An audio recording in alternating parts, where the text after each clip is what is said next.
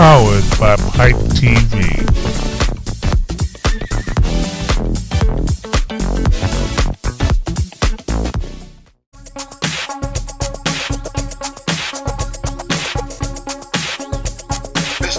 Tony's on the move again.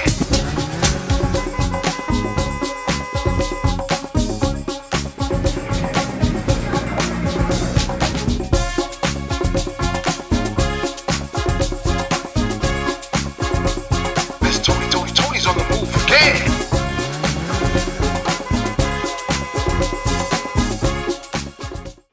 Question.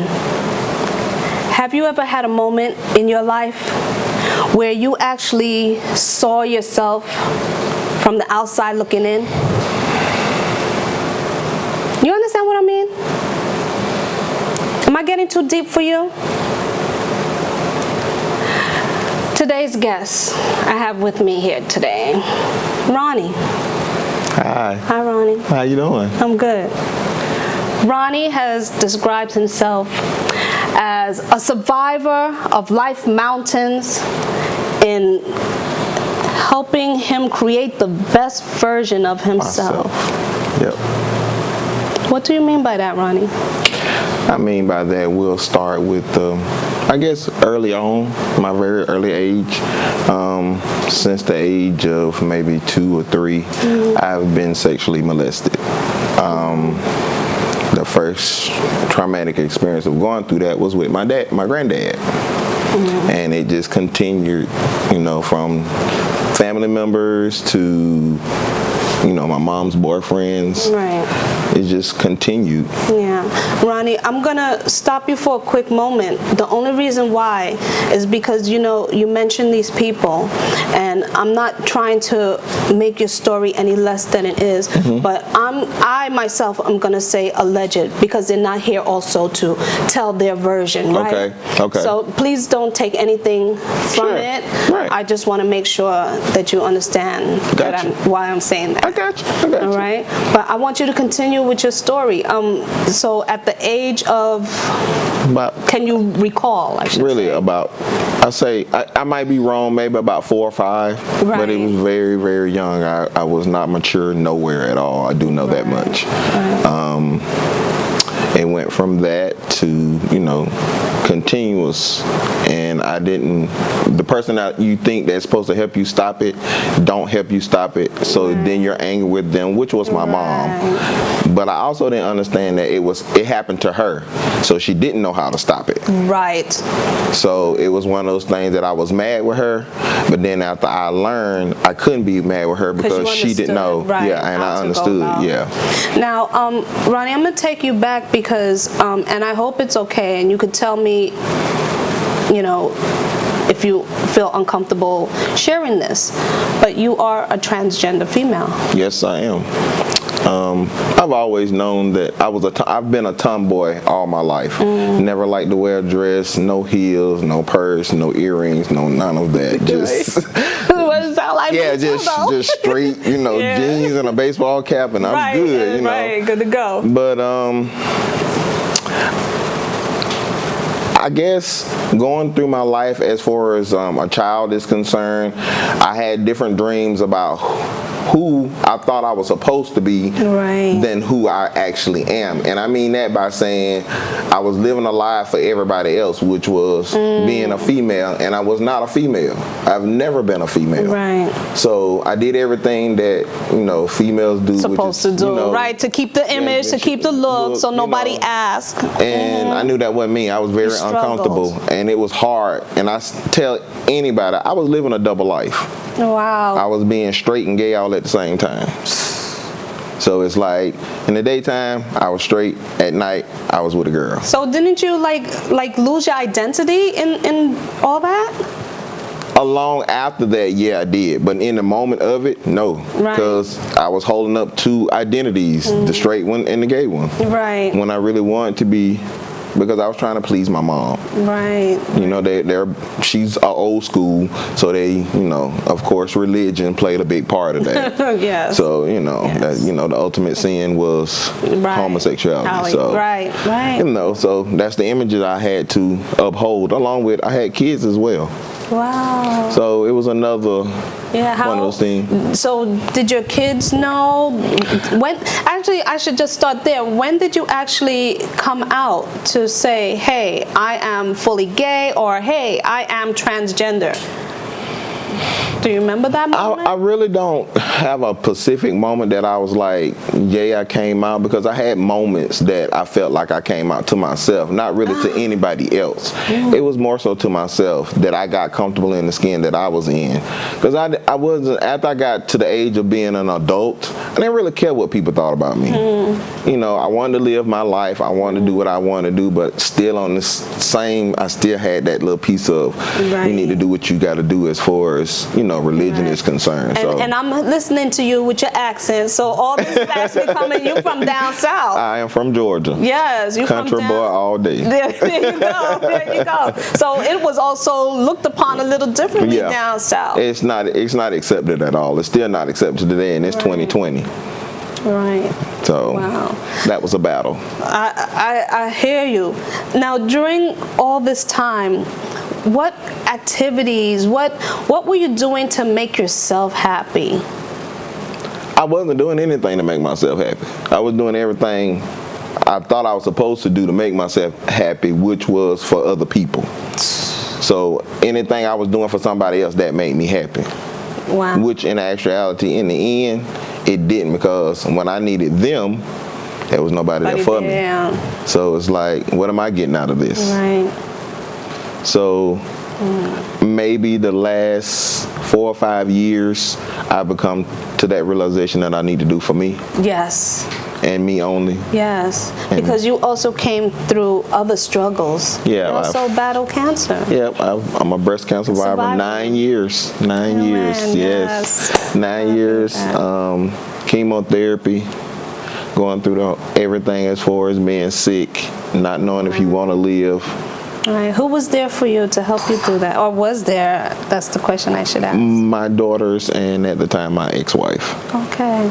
So yeah, I had a lot of support, and I also had my sisters, and I had a brother that was in full support. So I had a great support system. Right. Oh, that's good. That's good. You know, you mentioned, well, I should say, I mentioned, you know, you had life's struggles, you know, life's mountains, and what else was going on with you? I know we could sit here and laugh about it now. But I mean, it's laughable now, but I was hurting and crying then. Right. But I'm also a survivor of domestic violence. I'm honestly not supposed to be here sitting in front of you talking, because it was a planned house fire at my grandmama's house. And I remember clearly something in my mind said, get up and go downtown today. And I was like, I ain't got nothing to do. I was home by myself. Right. Just chilling. I ain't have nothing to do. I was 19. And it just kept saying, get up and go out the house. I was like, I have nothing to do. So after a while, you know, that voice be like, okay, I'll just get up, you know, just get up and go. And one of my church members saw me downtown, was like, Roni, they looking for you. And I'm like, what are you talking about? Right. It's like, your grandma's house is on fire. And I'm like, what? They looking for you. I'm like, I'm right here. Right. No, they looking for you in the house. It was like, because they knew that's the last place my they mom, left you. yeah, my mom knew that was the last. When I talked to her, that was the last place she knew I was. So when she got there, they looking for me inside the house, not knowing that I was gone. Left. So when she saw me, she just broke down, because they kept telling her, we don't see nobody in this house. So why do they think it was planned? I know it was planned. I personally know it was planned. My cousin and her husband at the time planned it. Oh my God. For insurance money. Oh Lord. And the guy across the street helped them. He told me this out of his mouth.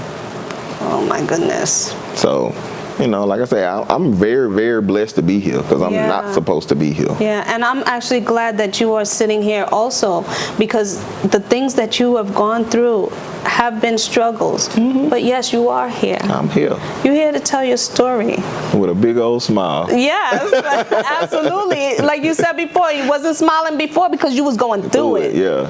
But now when you could look back and think about, hey, I could have done this, I could have done that. So here you are being a mentor. And Miss Toni, I tell people all the time, y'all don't understand the things that go through a person's mind.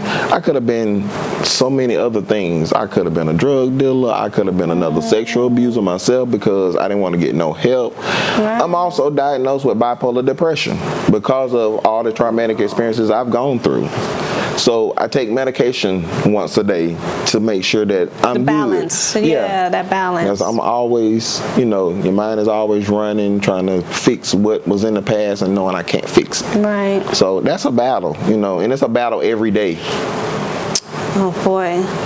I mean, I don't mean, I'm so sorry if I'm sitting here like, oh my gosh, I'm not here to, it may even come out wrong what I'm about to say. I'm not here to show you pity. I know. I don't want you to show me none. Because you are so strong. When I tell people, they say, oh, I'm so sorry. No, don't say you sorry for me. Tell them, oh, really? Oh, man, congratulate me. Right. Don't say sorry. Right. Say sorry if I was laying in the bed and I'm on my last leg. Then you say sorry. But don't say sorry to me right now. Right.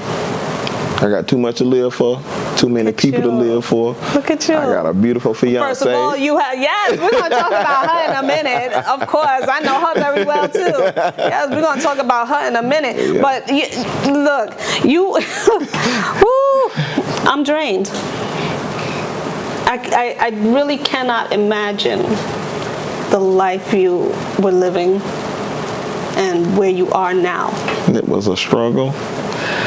I say I would, but I wouldn't change anything because I don't know what type of person I'll be without it. Yes. I always say everything happens for a reason. And now it's for you to follow that path. Yeah, I used to say, why me? Yeah. But then I was like, okay, why not me? Yeah. Look, why not? Why not him? Why not you? So much more we're going to know and learn about Roni when we come back. Stay tuned. On the Move with Miss Toni is made possible by viewers like you. Thank you. Welcome back. We are back here with Roni. Roni just sharing his amazing survival story with us. But Roni has so much more to share, and the reason why Roni came on the show is because this is a platform. This is a platform for Roni and for any one of you to share what is going on with you. You have a story that's inspiring? Come on. Here Roni is getting ready to tell us more about his amazing survival story. When we left, you talked about you being a cancer survivor, of domestic violence. I hate to say it this way. What else did you go through? I've had, of course, I have not just having the cancer itself, but I had a double mastectomy as well. Along with appendix that almost burst. So, so I guess you could say my life was kind of headed in that direction for a few years. And, I always saw different for myself. Even when I was little, I always felt that there was more. It's more to life than what I see here in Thomasville. But my family kept saying, well, no, you know what they tell you. You don't need to leave home. If you go up there, you could get killed. If you go over here, I was like, I can stay right here and get killed. Right. And everybody would tell me, if I've told my story to somebody and I want to go somewhere, I was like, no, you don't need to go up there. You don't need to do, yeah. Well, guess what? You made the journey. I made the journey. And you left Georgia. And I came here. And you are here in New York. What's going on in New York with you? What brought you here? Her name is Coretta Coleman. He just gave her all our social media right now. Miss Coretta. Miss Coretta. How did she influence you to come here? What happened? Me and Coretta has had a long relationship, friendship. That's something I never had with someone that I, dated. Right. And we didn't even really consider us dating. Actually, it was just more friends. We never talked about dating. Right. We told one another that we wasn't getting married because I've already been married once. Right. And she said, we wasn't getting married. I said I was fine with that. She said she was cool with that. Right. She would just tell me different things. Was like, one of the biggest things she told me that opened my eyes was, are you living or are you existing? Oh. And it stunned me because I was like, I don't know. And then I began to plunder. And that's all I would say is plunder. And the next thing she told me, she was like, you need to get your together. And it's the S word. That's what she said. I need to get the word, together. And I was like, what is she talking about? You know, because it's like I am together, right? But I wasn't.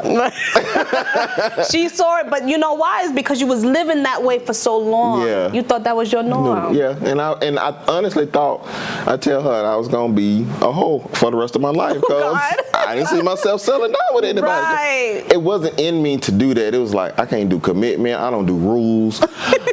You know, because when I want to go, I want to go. Right. When I come back, I want to come back. Right. And you know, we ain't having none of that. Telling me what to do. And anytime, and the first thing you tell me what I better do, I'm gonna buck the system. I'm sorry. Right. I'm just not gonna even do it. It'd be like, oh, you talking to me? Oh, right. Okay, I'm out. Yeah, it's just the way it is. So but when did it click? When did you know? Hey, I think this is the one. When I got here.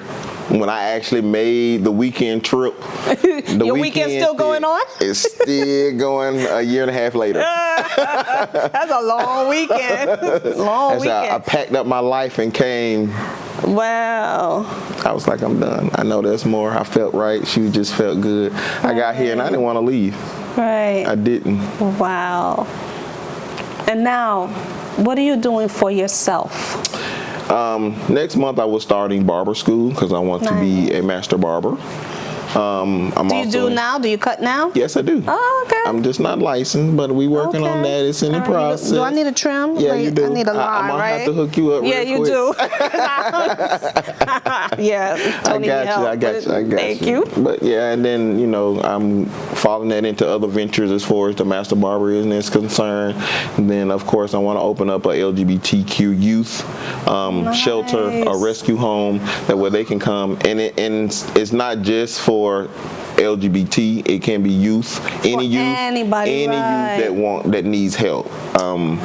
Later when you put up the information, my information will be on it as well. Right. If somebody wants to personally contact me and don't want to be, you know, right, because whatever you tell me stays with me. Right. That's between me and you. Right. Well, what makes you think that a youth will speak to you rather than speak to like a professional? What makes you so qualified? I have a communication with kids. They are drawn to me. Right. I'm actually mentoring a young man right now. He's also transgender. Wow. And I met him through Coretta, and I'm working with his mom. And me and him are very tight. I talk to him. We make a weekly date every Sunday to hang out. I call him. He's also bipolar depressive. So that's another thing that, you know, like I say, it's not just, I'm just saying it. I'm actually putting it into use. Correct. Because I want to give back. I want people, the youth, to understand that they're not alone. There you go. You know, I'm an adult and I still understand what they're going through. Right. You know, a lot of people say they do, but they actually don't because you don't know what they're dealing with inside their head. Correct. Because you could tell me all day, yeah, I understand, but you don't understand. Because I'm not living it. Right. Now, it was on the same page, fine. Right. But, you know, I know you can't just go get a therapy help. You have to get therapy that is for your type of situation. Right. Like, I can't go to a physical therapist and say I need mental health. You know, it's just not gonna work. You know what I'm saying? Right. So you have to get one. If you need a depression therapist, get a depression therapist. Like me, I need a trauma specialist. So you know, I need somebody a little deeper than what a normal person would go. Right. So you have to find out what that is that you and keep need. Searching and keep looking, searching. And sometimes it's not always. And this is nothing towards the medical field, but sometimes it's not even someone with a profession. It could be someone like yourself, just living it. This is me. I'm already going through it. And so you can relate. I really feel like people that live through it are better teachers than a doctor. That just look at the medicine and look at the symptoms, and you know, because everybody don't have the same symptoms with every disease. Right. And that's what they treat us like. Everybody has the same symptoms with the same disease, and that's not how it works. Right. So you have to find what's best for you. Yeah. What do you want to tell the community out there or the youth out there as far as figuring out how to get help, who you should be speaking to? Like, what would you tell the youth to go towards? Mental health hotline. There's a 24 hours, 7 days a week mental hotline. There's also a bipolar depression group or hotline that you can also call. It's 24 hours a day, 7 days a week. So there's lots and lots of help that you have to get out there and, find it what's best for you, because nobody can just tell you, Miss Tonni, you got bipolar, I can just send you to any doctor or they put you on any type of meds. Right. And that's another thing, because it's taken me so long to figure out what meds I need, because I've been diagnosed wrong so many times. Right. It's no, you just have depression. Then it's no, you just have anxiety. And I was like, no, it's something more. It's more. I feel it. I feel it. It's like I can feel myself change. Wow, go from a high to a low. Right. Be very, very happy, and then I'm angry like that. And I was like, well, what's wrong? Well, get out of the bed first thing in the morning, I'm mad.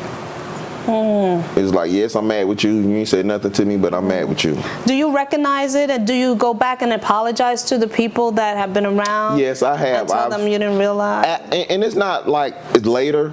It's after I've come out and calmed down and was like, Roni, you didn't do that right. You could have did this a little different. You recognize. Yeah. You recognize. And that's when you recognize, you're more better at getting help, because you can tell the doctor what's going on with you instead of the doctor telling you what's going on with you. Right. And that's, as an African American, a community, we fail to do that. Oh, we let the doctor tell us what's wrong with us instead of you telling the doctor. Yes. He's there to listen to you. Yeah, I tell my mom that all the time. She's always, oh, my doctor is giving me this and that. And I'm like, why are you taking so many pills? I mean, your age alone, plus you're, putting all those things in your body. I said, if you don't like your doctor, change your doctor. And I tell people that all the time. I'm also, I used to have diabetes. I was almost 300 pounds. I lost all the weight, and I changed the way I eat totally. Milk, I said I wasn't going to drink ever because I love whole milk. I don't drink that anymore. Bread and beef and all that stuff I ate Roni, as a kid. let me keep it true and honest with you. Would you have changed the way you eat if you didn't figure out and change yourself? I don't know if I'm saying it right. No, I would not. Because you look at food differently. Yeah, well, what I'm trying to say is that, when you were being depressed and, going through that situation, like, you're not paying attention to that stuff. No, I don't eat. When I'm in a depressive mode, I don't eat. I can't eat. It's just one of those things. It's a mental thing. Right. I can't do anything. I don't want to do anything but sleep. Leave me alone. I'm good. So, as a child, food was good for me. But as, I got to teenage and an adult, it became a bad thing for me. Then I had to learn how to change my diet. Because when a doctor tell you got to put on these pills, and I was taking metformin, 2,000 milligrams a day. And I was like, I can't do this. And then I started doing research on what the medicine does to your organs. And I was like, I have to get myself off this medicine. I have to. Yeah. We wasn't born with meds, right? Right. I try to tell people that all the time. Sometimes, medication is good. Again, no slam to the medical community. All right, so don't get on me. Okay. Don't get on me. But I'm just letting you know, we wasn't born with these meds. Sometimes medications are necessary, but there are natural stuff out there. And that's what I tell people all the time. Look into the natural things, like the holistic stuff. Yeah, there's lots of herbs and teas and different fruits that we're supposed to eat. Different things where our bodies cannot consume, like dairy products. Our bodies are not supposed to consume those things, but we love it. Fried foods, hamburgers. I mean, there was actually a time, I don't know if you remember, a couple of years ago, where there was a period where every time you turn around, somebody had cancer. Yes. And it was the older folks. All of a sudden, you in your older age and you're developing cancer? Yeah. Look, that's a different story. That's another episode. We're going to do another episode. We're going to do that in another episode. All right. Because I get angry about that, especially because my mom, Yeah. But, so what is it in for Roni going forward, the ending of 2020, going into 2021? What are you looking forward to? I'm looking forward to starting a new life with a new person, Miss Coretta, getting married next year in 2021. Yes. And just continue to build and, go with my future and see what my life takes me in my instinct and not somebody else's. Right. And to tell anybody that's going through that, I'm a living witness. I'm sitting right here in front of you. Yes. I'm breathing. I'm talking. I'm looking right at you. And you can go through anything and still come out just as strong as I am and a survivor. Yeah. I've been a survivor all my life, but I didn't think I was a survivor until I had cancer and battled it. Right. That's when everything started transitioning and saying, Ron, you're not just a survivor for cancer. You done started way back. Yeah. And I had been paying attention to that. I just, on the really big thing. Right. But I was living with a disease every day, which is diabetes. And I could have just, but I looked at the bigger one, not the smaller things. Yeah. So now I'm learning to look at the smaller things and not just the big things. Right. Ronnie, I wish you the best of health. I wish you the best of love. I wish you the best of everything going forward because you deserve it. You are awesome. Thanks, Miss Tonni. And I'm so glad that you took this time to come and share your story with me. I've enjoyed it. Oh my gosh. I mean, I've known you for a little while now, but I never really sat and talked to you. So, besides this TV thing we're doing here, we're going to do it on the outside as well. That's cool, so we're going to hook up on the outside. That's right. We're going to continue our little talk and chat. I'm going to keep checking in on you. Yeah, I come back anytime. You want to hear some more? I'm available. I'm going to hear some more. I got some more. I have a lot for you if you want to hear. Yeah. Just to inspire people, to get them to understand. Absolutely. Look, Ronnie did talk about having some of that information about hotlines and whatnot. So we're going to put that up at the end of the show. Yep. But of course, this show is made possible by viewers and sponsors like you. So check out our email. Email us. You have a story idea, a story that you want to inspire others, just like Ronnie's. Check us out. Email us. Okay? So I want everyone out there to be safe, to be well, and I will see you on the next episode of On the Move with Miss Tonni. Thanks again, Ronnie. Thanks. Okay. Loved it.